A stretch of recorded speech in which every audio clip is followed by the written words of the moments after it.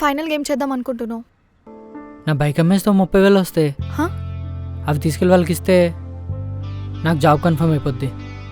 పిచ్చా గురు, బండి అమ్మేస్తావా? ఇప్పుడున్న సిచ్యువేషన్లో నాకు నా బైక్ తప్ప వేరే ఆప్షన్ ఏం కనిపించట్లేదు.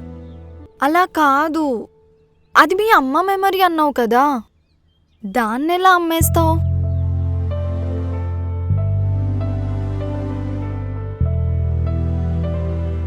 అవును, మా అమ్మ మెమోరీనే. మన మిడిల్ క్లాస్ వాళ్ళకి వస్తువుల మీద ప్రేమ పెంచుకోవడమే కాదు, దాన్ని వదులుకోవడం కూడా తెలిసి ఉండాలి.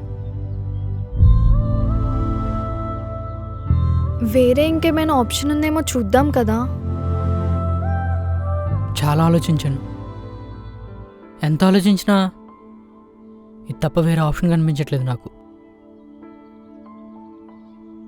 సరే నీ ఇష్టం, నేను చెప్పాల్సింది చెప్పినా.